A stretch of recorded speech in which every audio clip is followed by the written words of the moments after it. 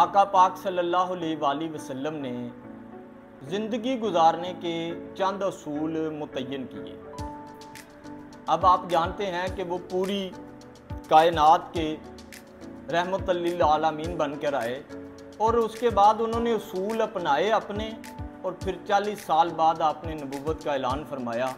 सब ने बैक ज़बान कहा कि नहीं जी, आप उस वक़्त जो किताब कुरान मजीद का नज़ूल और सारी चीज़ें बाद में, सबसे पहला असूल ये, इस पर 3, 4, 5 वीडियो बन चुकी हैं 4 असूल के तहत, लेकिन ये जो मैं बात करने लगा हूँ, ये अगर इन पर हम अमल करना शुरू कर दें, रोज़मर्रा के असूल हैं, कोई इतना मुश्किल काम नहीं है। और दीन इस्लाम हमारा वैसे भी बड़ा आसान है, बड़ा सीधा है, अगर हम उस पर अमल पैरा हों। सबसे पहला असूल ये है कि जब भी आप खाना खाएं, खाने के लिए हमेशा अपना लुकमा छोटा लें।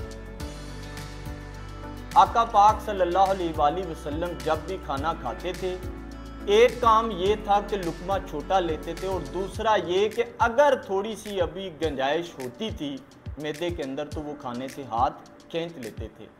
और कहा यह जाता है कि पूरे अरब के अंदर तबीबों ने अपना काम छोड़कर खजूरों की तिजारत शुरू कर दी थी, चूँकि कोई बंदा बीमार ही नहीं होता था। हम लोग क्या करते हैं कि जब भी हम खाना खाएं, हम उसको ओवरफिल कर लेते हैं, हम ज़्यादा उसको भर देते हैं, और लुकमा हमेशा हम बड़ा लेते हैं, बल्कि लुकमा छोटा लेना चाहिए।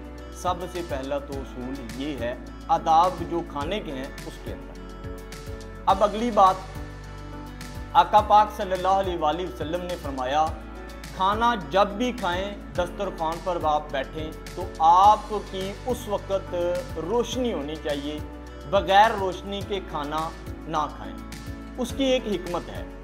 उसकी हिकमत ये है कि जब आप खाना खाएंगे रोशनी में, तो कीड़े मकोड़े या इस तरह की कोई चीज़ जो है ना, वो आप उससे बच सकेंगे। ये सिलसिला हज़ारों साल पुराना है कि लोग इसी तरह से किया करते थे कि खाना हमेशा रोशनी जलाकर खाना खाना।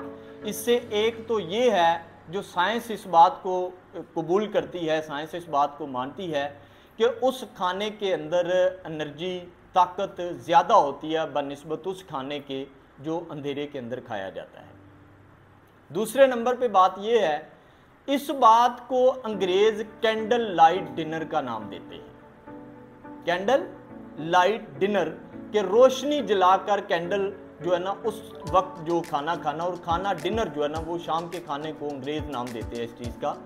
आप जब भी खाना तनावल फरमाया करते थे, आपने खाने के दौरान में उस वक्त बैठकर कैंडल जला लिया करते थे ताकि रोशनी हो उस वक्त और खाना खाया जाए। तीसरे नंबर पे जो तीसरा असूल है आपकी ज़िंदगी का, वो ये है कि अपने दोस्त को अहमियत दें। क्या करें? दोस्त को अहमियत दें। किस वजह से? अगर आपका कोई मुखलस दोस्त है तो आप उसके साथ, ये बात आपकी जो है ना ये शामिल होगी इस बात पे कि अगर आपका मुखलस दोस्त है, आप उसके साथ वफा कर रहे हैं, तो हज़रत मौला अली ने भी फरमाया है कि आपने कभी किसी मुखलस दोस्त को आजमाइश में ना डालें। ये चीज़ आपको हसद से बचाती है, ग़ीबत से बचाती है, चुगली से आपको बचाती है, और आप में मेहनत करने का एक जज्बा उभारती है। आप अगर अपने दोस्त के अंदर शकूक व शुबात ढूंढेंगे, आप उसमें खामियां तलाश करेंगे, तो मेरे ख्याल से वो आपका मुखलस दोस्त हो ही नहीं सकता।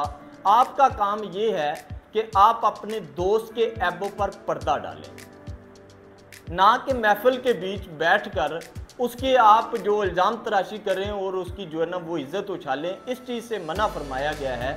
और इसमें सबसे बड़ी हिकमत क्या है कि जब आप अपने मुखलस दोस्त के साथ वाकई इखलास के साथ चलते हैं, उसमें सबसे बड़ी वजह यह है कि आपका वो दोस्त चूँकि आपकी तमाम खामियों से भी वाकिफ़ होता है, और कल को अगर वो दुश्मनी पर उतर आए तो आका पाक सल्लल्लाहु अलैहि वसल्लम ने फरमाया, दोस्त बनाएं ना कि दुश्मन बनाएं, और अपने दोस्त के साथ इतने मुखलस रहें, कल को अगर वो दुश्मनी पर उतर आए तो फिर आपको कोई नुकसान